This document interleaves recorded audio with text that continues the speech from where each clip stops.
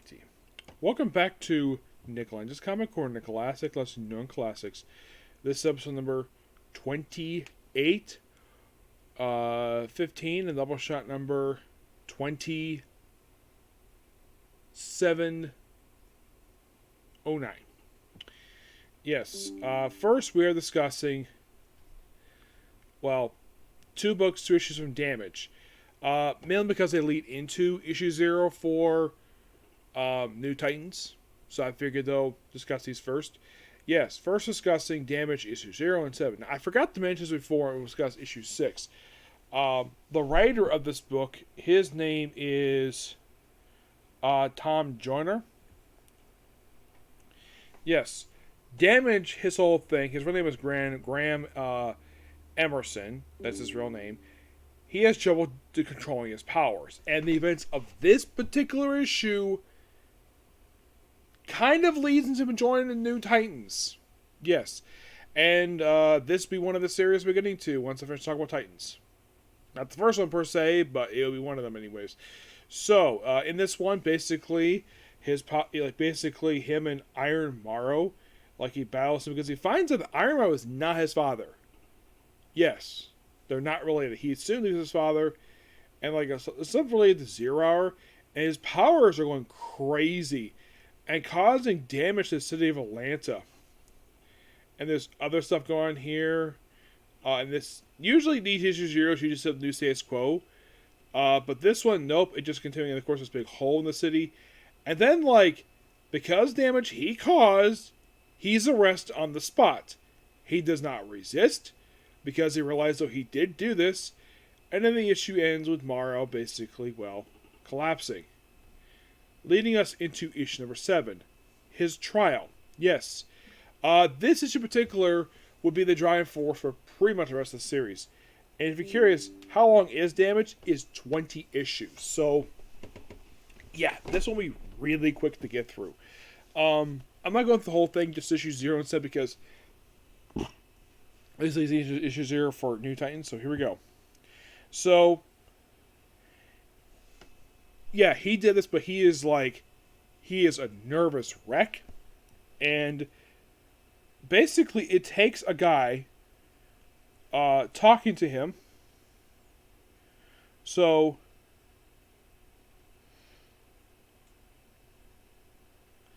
or he proceeds to get him to calm down. He gets him out of this little thing. He still gets put in handcuffs. And then, of course, we have his trial, which is done really well. Oh, yeah, and Sarge Steel shows up because basically he's here to recruit Damage to New Titans. That's the only reason why he's here, because he wants Damage. Yep. So we have various people testifying, a lot of people. Which, God praise the fact the writer basically knows what he's doing. And I harp on the fact that the worst case of a trial ever done in comics is Trial P.A. Parker, where it's just a couple scenes, we have Tyler ranting, talk marriage and watch, which should not basically be allowed, and Peter's lawyer being so stupid, he doesn't check anything. Yeah.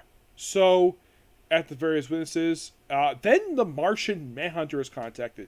At one point, Damage protests this, but basically, it's allowed.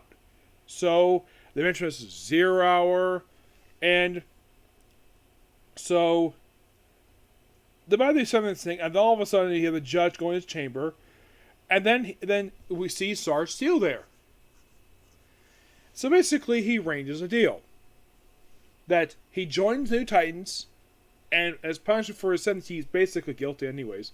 His sentence is that he's banned from the state of Georgia. And of course, kisses his love interest, and he goes off to join New Titans. Yep. And then moving over to New Titans number 0, which of course this issue picks up right afterwards. This issue opens quite interesting with Sarge Steel in his office, and we see a silhouetted person, of which close up it's Nightwing. Yeah, one of 2 or 3 appearances he makes throughout the remainder of this book, before the book ultimately gets canceled. Yeah, then we see that the members of Mirage, Damage, of course, Changeling is still here. Basically, they fight some robots. Yeah, and by the way, the original base they have that they were supposed to be given, yeah, it's like that plane was abandoned, and basically, like, with issue 115, they're basically given, like, after being robots, he's still getting control. So, Impulse also joins Team 2, but they get a new base operations, and this base will remain their base for the rest of the series. For the next a little over a year, and then the book is done. Yes, it's a former train station that was closed down in the 30s and spending $2 billion remodeling this place, the interior, to get basically like a tea table. I mean, it's like basically like the artist of this issue just ripped off the Justice League headquarters, like with the tea table, with the chairs. Though, I at least got him the nice touch with the tea. The tea itself is done in the style of the Titans Tower. That probably could have been Mark Wolfman's suggestion because he probably loved the Titans Tower. And then my guess by the time of the Titan Hunt story had to destroy, he probably felt regret destroying it. I don't know because I have never met Mark Wolfman. Oh, and the artist's issue, before I continue, the artwork is really good by the way. It is Stephen J.B. Jones. I gotta admit, this artwork is actually really good. Let's show off the new headquarters, basically. Like, here it is right here. Like, wow, that is such really good artwork. Nice cloud cover. Oh, and this is kind of set, I think, in DC. Oh, no, it's New York. Yeah, it's New York. So then, of course, yeah, it's really in the issue. It's actually Nightwing. And he's here. He's basically gone for a vacation. And then we have Kyle Rayner showing up, setting up his 2 issues that he basically was discussed already. So, what's next discussed here? Issue 115. Yes, that is next. 115. Where it's called The Final Change. The artist is basically J.B. Jones. Mark Wolfman's the writing here. And Changeling undergoes some changes, becomes more monstrous. Where he thinks he's seeing the Titan's Tower, but just the old base operations. Mirage is basically a similar team. Of course, he kind of attacks her.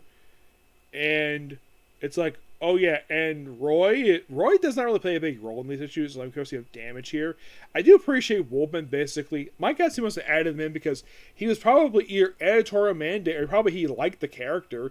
It's not like he'd not been around very long. He just showed up. Like, he is just a fresh new hero. And this whole thing with Terra 2 here. This whole thing is like Beast Boys and like changes. And they think, oh, to continue 116. But I discussed 116. So we're skipping straight to 118 here. Where it's more Children of Trigon stuff. This leads mostly into like basically the next few issues. Which of course basically in these issues, I believe Donna Troy rejoins up with New Titans and starts a relationship with Kyle Rayner. And this relationship, I wasn't reading at the time when this book came out, but from I've heard from Linkara, a lot of people were not happy with the relationship at all because it was a relationship that nobody wanted. From what I've heard, this was a relationship that was amended by the 2 most popular terms and when it comes to comics. Editorial mandate. Oh, and before I continue here, I did ask Jane DeMatteis, why did he decide to kill out Vibe and Steel in the final story of the end of the Justice League America arc? He told me this. Editorial mandate. It was editorial driven. That was the reason for it. Okay. Fine. And I was like, okay. Chuck Dixon, so the same reason why I think that Oliver Queen had to die. Editorial mandate. I have explained basically what was the original story for that one. So yeah. Yeah, editorial mandate. A lot of the time that's usually pretty bad. Yes. So, as for why damage on the team, I have no idea. Impulse, my guess is because he probably wanted a speech on the team. And since Wally is with, I think at this time, he's part of the Justice League Europe. So, I guess figure though, why not Wally's cousin, Bard Allen, who's Barry Allen's grandson? Okay. And He, of course, another character, not around very long. He, of course, will stay with the Titans, not with the relaunch. Oh no, he would not return to the Titans until 2003 when this book ends. So we have stuff with Thunder and Lightning, who's old characters from this book. Raven is still building up her little entourage, and we have Roy take a shower, and then of course basically, oh boy, yeah, Terry files for divorce. Yep, files for divorce. Yeah, after several years. Now this could have been many different reasons why that this could have been this. Now, could this be John Byrne? No, this would happen many years later. As for why in the world that Marv Wolfman had at this point in time where he had Donna and Terry get divorced, I don't know. I have not spoken to Marv Wolfman about this. There are many questions I would love to ask him. Like, it's like basically I would like, I keep saying is, I would love to interview him. Yes, I would love to interview Marv Wolfman. But the thing is, I have no idea how to contact him. So, there's a bunch of questions I would love to ask related to Teen Titans for his run and a bunch of books he worked on. I've never done an interview, so he might be one I really want to do. I can't do Neil Adams. He passed away. I also can't do Alan Grant, Denny O'Neil, Tom Lyle, Norm Barfinger. I can't do Steve Ditko, Stan Lee. For all the same reason. They're no longer alive. Excuse me. Yep. More building so with Raven here, and then move on to issue 119, which starts up a story arc that will continue for the next couple issues, known as The Forever Evil, where Deathwing is back, and he's got a new look. And Raven wants Mirage for her evil villain group. Yes, seriously. That's the biggest thing related to this issue. Here's Deathwing in his brand new look. Yeah. The guy who was supposed to be a future Dick Grayson. Yeah, he looks like that now. He looks like a punk rocker. Yep. But I still enjoy the artwork. That was still really good. Yep. It could be because basically it's a restored artwork. That could be the reason why. Basically, you have Roy go visiting Kyle in his apartment where he's having a model pose for him. Now,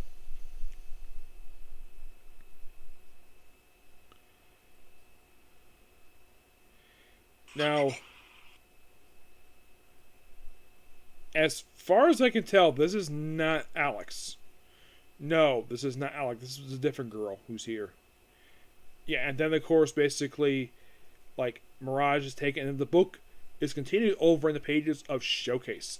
But I'm going to talk also about issue 1 as well, because basically this is a 2-part story involving Supergirl. Now, for some reason, that Supergirl was recruited to part of Raven's entourage.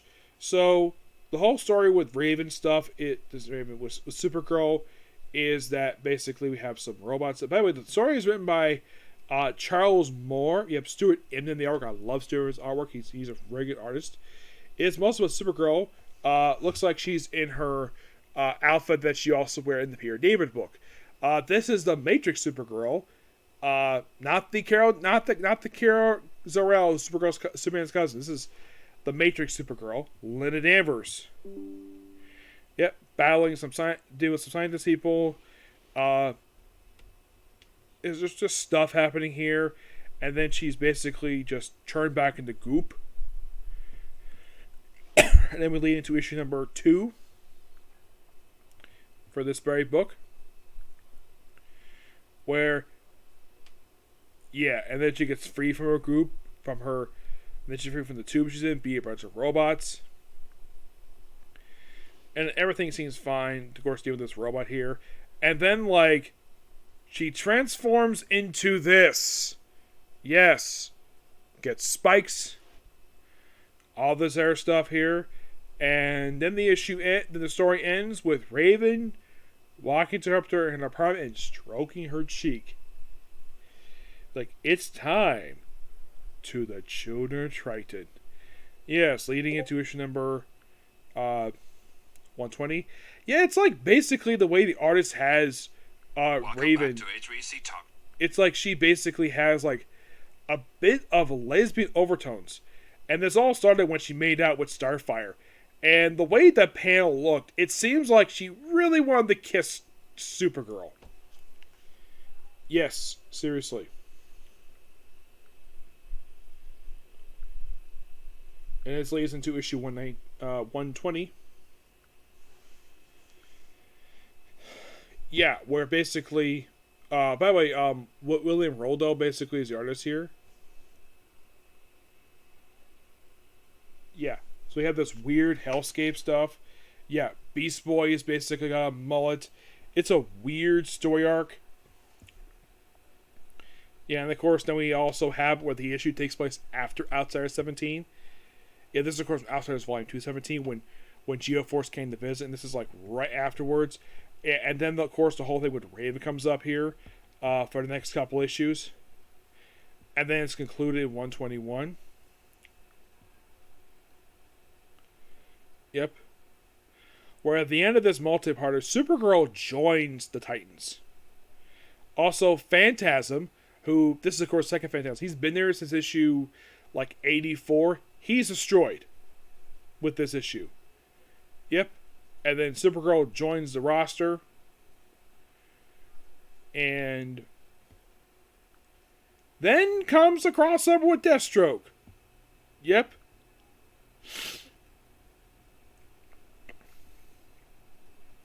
Yep. It's a Deathstroke story, and this happens involved New Titans. Yeah, it starts in issue 48 of New Titans. Excuse me, 48 of Deathstroke. Yep.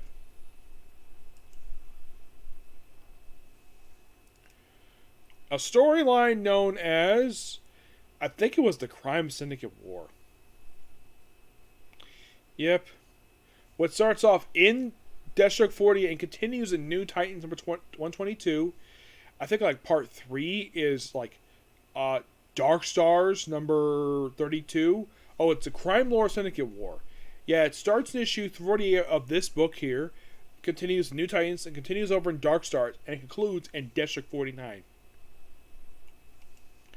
It's a very strange story, and in case you're curious still, like, wait, is this the period of time where Deathstroke ditches the awesome George Perez out for the ugly blue and black costume? Nope, that hasn't happened yet. This is before that stuff happened. Yes. And my computer's frozen. Damn it. Come on. Thank you. Yeah, my computer... Sorry about that. My computer briefly froze. Yep. Yeah, and we deal with this guy called Crime Lord. Yeah. We have this mysterious Crime Lord doing all this stuff here. And who this Crime Lord is not revealed to the finale of who the heck this person is responsible for this. Yeah, and Deathstroke is contacting New Titans for help, and of course all the Darkstars in here too. And then it includes on 49, we reveal the Crime Lord is Steve Dayton. Why the heck come evil again? Don't know. It is by far one of the strangest things. Yeah, and here's the weird thing. Marv Wolfman writes 3 out of 4 parts of this story. And it's all concluded with issue 49. Oh, and this is something really cool about the story here. They also involve Blood Pack, which the team is playing like Ballistic, Jay, Mongrel, and Nightblade, Extreme Justice, Amazing Man, Blue Beetle, Booster Gold, Captain Firestorm, Maxima. Deadshot's here too with Wintergreen Steel, and the Eradicator. Well, the Outsiders, well, it's volume 2 anyways. And so, at one point in the book, Kyle meets up with Jon Stewart in the story. And he's like, oh, I saw you on TV. He's like, I hope you're one of those ex-jailers who want to steal my ring, because I have questions for you. He's like, I'll be happy to hear them. Good character stuff of Marv Wolfman. Yeah, I don't know if this big explore, and I had to refer to it because it's been a while since I read this stuff. But the whole revelation that the Crime Lord was Steve Dayton. Yeah, this was really bizarre. Like, why the heck would Steve Dayton do this for? Yeah, it's revealed like right after the story is concluded.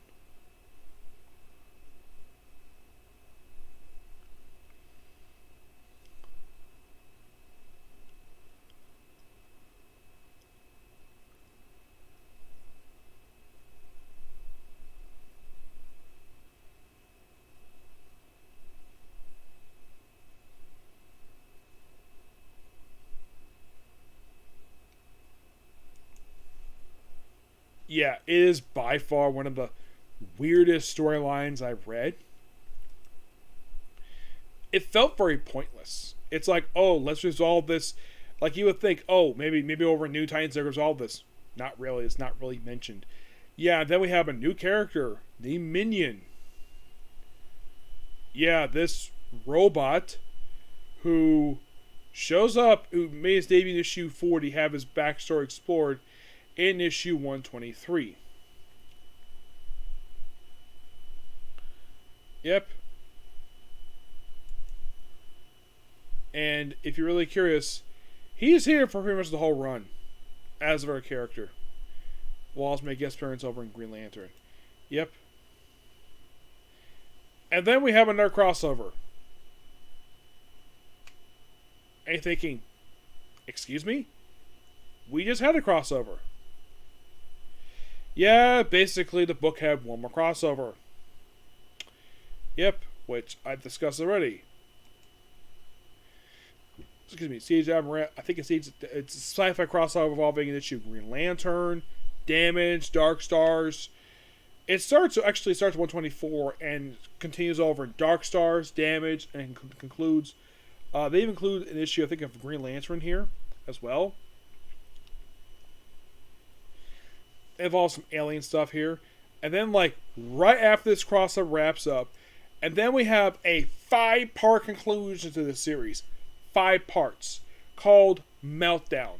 Where the whole thing with this series is resolving the whole evil Raven plot thread. That's really the whole point of this. And also, I kind of forgot this happened. Starfire returns to the book. First time in a couple years at this point in time. Oh, before I continue here with the storyline, I had discussed issue number 1, basically, and number 11. Excuse me. Apparently it takes place after 122. So it takes place during the course of the storyline. It's called After...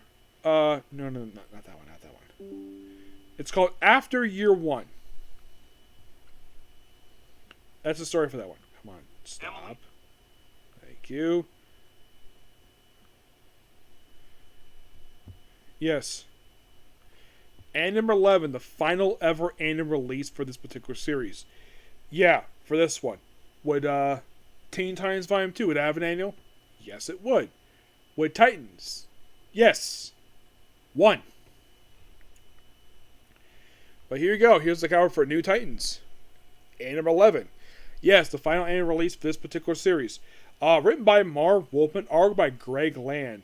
And unlike nowadays where he's been had accusation, I met Greg Land. I never spoke to him by his, I tried speaking of his reputation. He did not want to talk about it at all. That's the thing. It's a weird virtual reality style issue.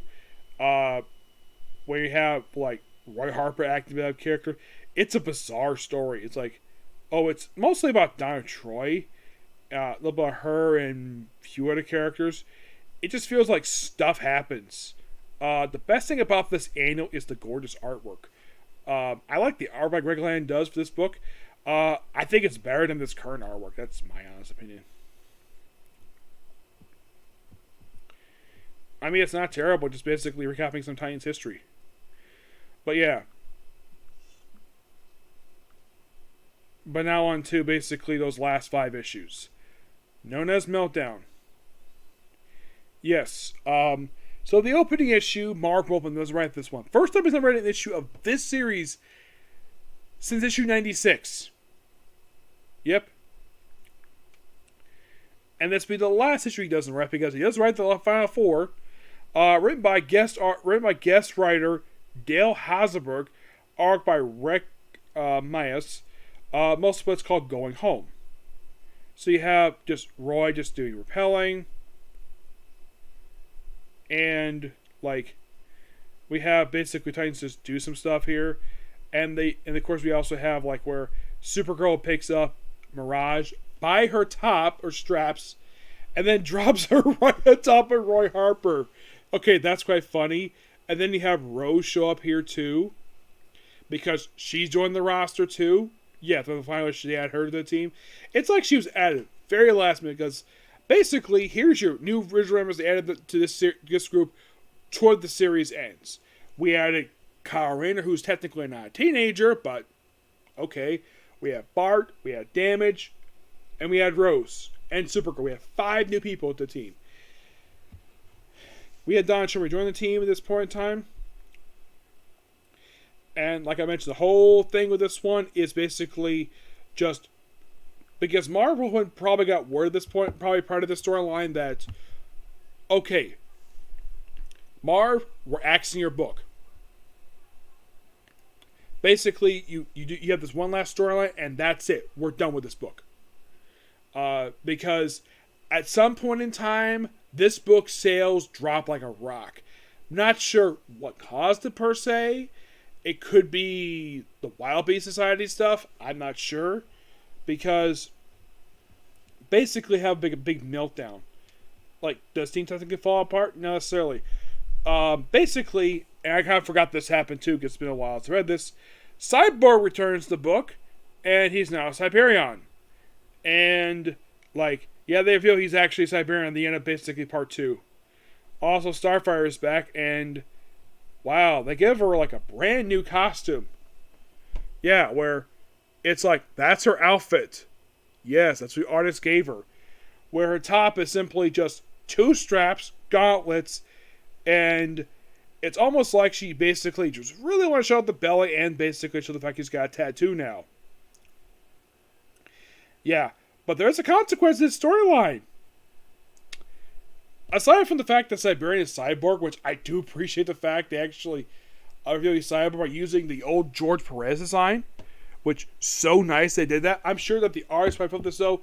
Yeah, I like this look better than the look he had prior to becoming Cyberion.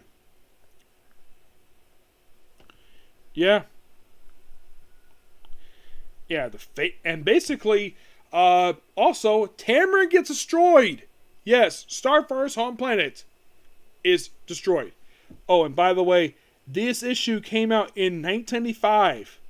So yeah, Cyborg basically gets like this, and we see death of come up. We see basically Starfire's parents get killed. Issue 128.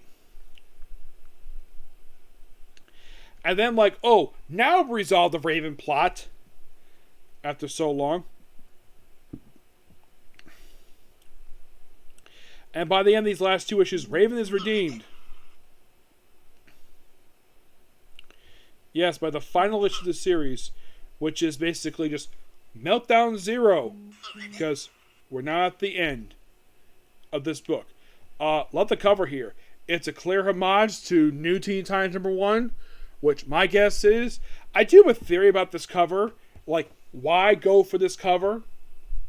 Probably for fan service, and maybe this was Wolfman's idea. That's my guess. That, or maybe it was the artist's idea, because this is the final issue of this book. Yep, so we deal with Cyberion. And I think after this, he definitely does return. I know he does return. I kind of forget he appeared in the storyline. So yeah, by the end of this, basically that he goes off to space, and Donna's seen with her baby, and then Nightwing makes his final appearance in this book. Just waves goodbye to the book. The book, the team the book just ends. Like, yeah, does the team get disbanded?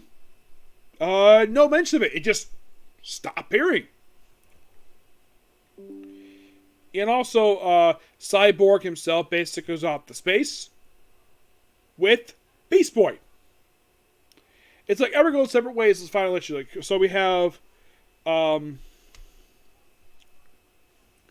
Raven is cured, and like Kyle goes off with Donna back to his book. Cyborg goes to the Raven with Cyborg in space. Everyone looks up. Damage goes on separate ways. Bart goes back probably with his book. Damage probably like here's kind of the thing. Like his book I think ended just prior to this, so who knows where the heck he's going. I do like the nice ending with Nightwing in his I think this is the alpha he wore, minus the yellow things on his boots and gloves.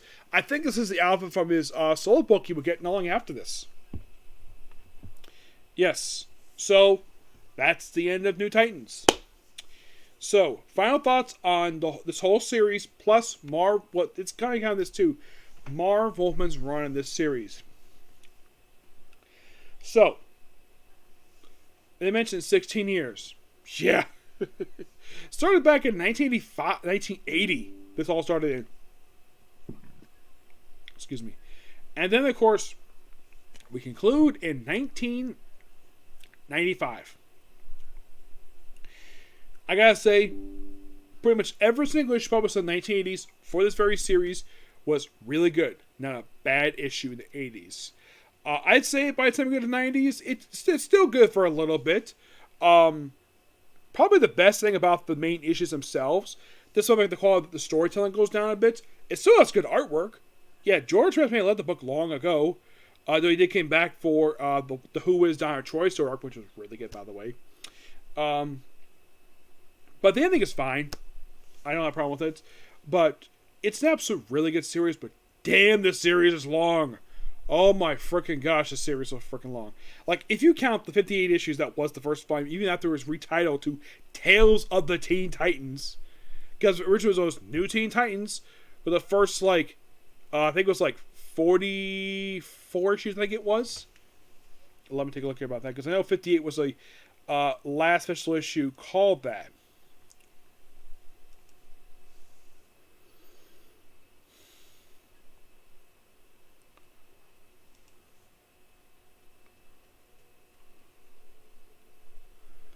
I just want to make sure about this. Okay, it was issue 40. Yes. So you have 40 was when they retitled it from New Teen Titans Volume 1 to Tales of the Teen Titans. And it managed to keep the new stories into issue 58. If you had the 58 issues onto the 130 issues that was New Teen Titans Volume 2 / New Titans, guess how many issues that is? If you want to guess, it is 198 issues. Actually, it's more like 188 overall. So almost 200 issues. So it's by far one of the second longest big book I reviewed from DC Comics, like behind Just Like America, that I pretty much reviewed. It is so long. That's all kind of. I mean, but the thing is, a lot of good stories, and so probably there's no reason, aside from the fact it was canceled due to low sales, I think Marvel was done. I think he maybe was up for a burnout. I'm not sure when. Maybe at some point he did. I'm not sure. But I kind of like the ending. And, well, before I move on to do Teen Titans Volume 2, which that would be up his book next, but I'm not doing it next. I'm doing 4 short-lived series first. The first one being Team Titans. That's the first one. And then I'm going to do Deathstroke, Vigilante, because that is a spin-off of the series, so I figured why not. So basically I'm doing... now, Damage is not a spin-off, but he is a member of the team, so when I do his title, it'd be really quick, basically, to go through the title, obviously. So, like I said, it'd be Team Titans, Deathstroke, Vigilante, and Damage. Once I finish these 4 books, then I'll do Teen Titans Volume 2, and then it's going to be Young Justice, which I'm going to be very happy to work on this one, and then after that, the very next series to work on will be Titans, Volume 1. And at that point, I'll be done with the Teen Titans. Officially. This whole franchise will be done. And also the main reason why I want to do these 4 quick books, because the main book, I need a break. A serious big break from the main book. Because I've been talking about the series for a long time, so I want to break from it. That's the main reason for it. But before I end this video, let's talk about Firestorm Volume 1. Which technically it's 5 issues. It wasn't going to have a 6th issue, but I can't Clavicate. So let's talk about these 5 issues. We have Firestorm. Well, at the time, basically known as Firestorm Nuclear Man. Yep, this is basically his debut issue. Basically, this issue is his first appearance and his origin story. Yes, Firestorm. Robbie Ryan plus Martin Stein. Basically, Like, there was an explosion happening in this issue where he becomes Firestorm. That's kind of basically the main story here. And then the very next issue, we meet his very first bad guy, Dalton Black Multiplex. Yep, which, yes, this guy did appear in Flash in episode 2, which he died. Like, why would you come for a cool character like Multiplex? I don't know. But he does come back in issue 5. Come back in issues 4 and 5 in this book. Yep. And, of course, also, Superman says basically he's going to keep an eye on him because he is potentially be a Justice League member. He just showed up, and he's being potentially scouted for Justice League. He just started. Issue 3. Debut of Killer Frost. Okay. So, Nick. Which one? There are 3 of them. The original one. Christopher Frost, who had a thing for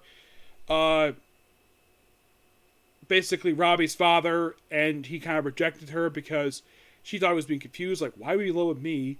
And then, thanks to experiments, she becomes Killer Frost, though her alpha is different than Louise Lincoln, who is her successor, which I will discuss her later.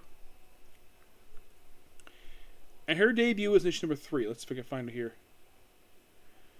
Like, basically her look as Killer Frost. Which, she would have this look even in the successor series. And this is, oops. Oh, shoot. Let's try this again. Come on, back up, please. Back up. Thank you. Oh, by the way, Jared Conway is writing this book with Al Mulgrew on the artwork.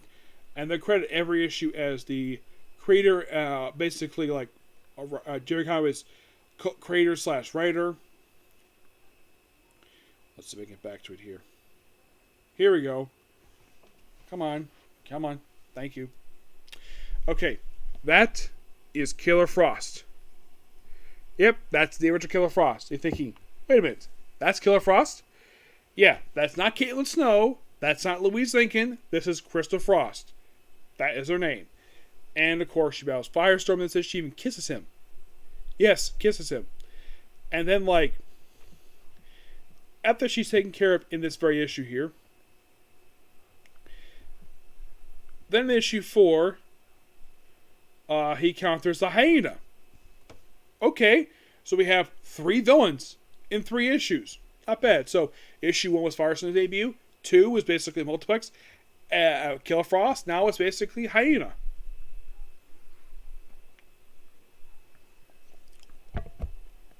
You want to think, who the heck is Hyena? I mean, we kind of know Multiplex and Killer Frost. I think Multiplex, they kind of know him because of Flash, and Killer Frost because of the Justice League Limited and the Flash series. But Hyena, not the big of a character. He appears in this issue, and then of course he has a team with Multiplex in the final issue of this book.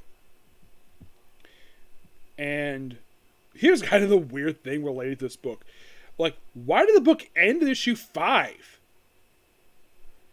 You want to know the reason? Was low sales? Not really. Book was canceled due to the comic implosion. But they did have an issue 6 published. Yep. And mostly put, it's just basically just a black and white thing called Typhoon. It's basically a debut of a character named Typhoon, who he fights in the issue, and that's pretty much it for Volume 1 for Firestorm. Excellent book. I loved every issue of this book. I will be back this book when I finish up Ray Palmer, The Atom. Unlike in the case of Manhunter and Hawkman, the reason why I'm not going to come back to this, after let's say finish up, let's say Sword of the Atom, because Volume 2 is 100 issues. And yes, I have reviewed 1 issue already of this book already. But I'm going to wait until after I finish up all 3 remaining Atom books. Sword of the Atom is next. Power of the Atom, which will not be very long. And All New Atom. Once all 3 of these books are done, then I'll get started with basically Firestorm Volume 2, which this should probably take me some time, but I should get everything no problem. And then Volume 3, and that's it for Firestorm. What's placed in Firestorm when I'm done with it? Well, maybe after I finish the Firestorm Volume 2, I might do Blue Devil. Because that's spin off this book. Not a bad idea to do. Yep. I'm resting my voice for a bit now, so please be so that's gonna be pretty much a particular video. Please be sure to like, comment, subscribe, turn notifications, and do hit this like button. So next up, basically at the rest of my voice, I'll be back for one more comic corner than the last one I do tonight, and it's gonna be for, well, Mars Commander and the Manhunter. Which one? You'll find out when we get to it. Okay, get to the video. Bye.